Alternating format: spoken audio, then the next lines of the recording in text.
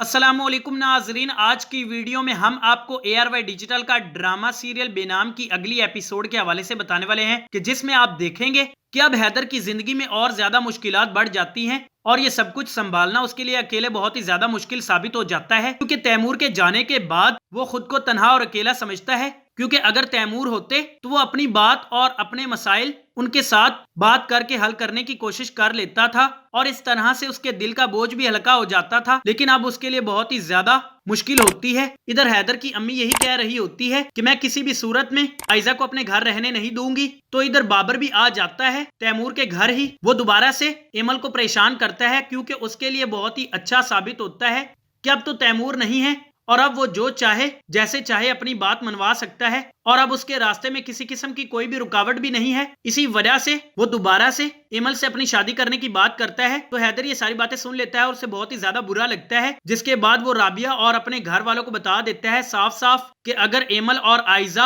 आपके घर नहीं रह सकती तो फिर मैं इन दोनों को लेकर अपने साथ चला जाऊंगा और फिर एमल और आयजा मेरे साथ ही रहेंगी। ये सारी बातें सुनकर लाइबा से बिल्कुल भी बर्दाश्त नहीं होता और वो भरपूर अपने गुस्से का इजहार करते हुए कहती है कि ऐसा तो मैं होने नहीं दूंगी। मेरे होते हुए तुम आयजा को इस कदर अहमियत और इस कदर मोहब्बत नहीं दे सकते। मैं इसे कभी भी माफ नहीं करूंगी, यहाँ तक कि मैं इसकी शक्ल भी नहीं देखना चाहती। और इधर आगे आप ये भी देखेंगे कि अरसलान जो कि अपनी बहन की वजह से काफी ज्यादा फिक्रमंद और काफी ज्यादा परेशान दिखाई देता है और बिना ये जाने कि गलती उसी की ही बहन की होती है, वो हमेशा से ही आयशा को बातें सुनाता रहता है और उससे यही कहता है कि तुम अपने भाई को समझा लो इससे पहले कि देर हो जाए। जिसके जवाब में आयशा यही कहती है कि अब मैं कुछ नहीं कर सकती, वो उन दोनों का मामला है और बेहतर यही है कि हम उन दोनों के मामले में मुदाखलत ना करें। मजीद आगे आप ये भी देखेंगे कि इधर उमर की अम्मी को अपने भाई से किया हुआ वादा याद आ जाता है और फिर वो एमल और आयजा से कहती है कि तुम हमारे साथ ही हमारे घर में रहोगी, क्योंकि तैमूर के जाने के बाद ये जिम्मेदारी मैंने ही ली है।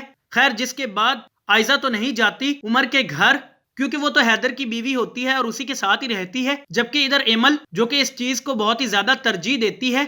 अगर वो तैमूर के घर रहेगी तो फिर हमेशा की तरह ही बाबर उसका उस घर में जीना मुश्किल कर देगा। फिर वो मुश्किल फैसला करती है और उमर के घर चली जाती है रहने के हवाले से। इस फैसले की सबसे ज्यादा खुशी उमर को होती है, क्योंकि अब हमेशा से ही एमल उसकी आंखों के सामने होती है। लेकिन ये बात बहुत ही ज्यादा बुरी लगती है तूबा को और वो अपने शौहर से यही कहती है कि आपको अपनी अम्मी को समझाना चाहिए था, ये फैसला मुझे अच्छा नहीं लगा, एमल को हमारे घर में नहीं आना चाहिए। जिसके जवाब में उमर उसे ही समझाता है और कहता है कि तैमूर के जाने के बाद अब हम ही एमल और आयजा का सहारा हैं, वो कोई गैर नहीं है। तो दोस्तों, अब आपको क्या लगता है कि क्या एमल के वहां रहने से उमर और तूबा के ताल्लुकात में मजीद इख्तिलाफात पैदा हो जाएंगे या नहीं, और इसका क्या नतीजा निकलेगा? दोस्तों, आपको क्या लगता है? आप अपनी कीमती राय नीचे दिए गए कमेंट बॉक्स में जरूर बताइएगा और चैनल को सब्सक्राइब कीजिएगा। अल्लाह हाफिज।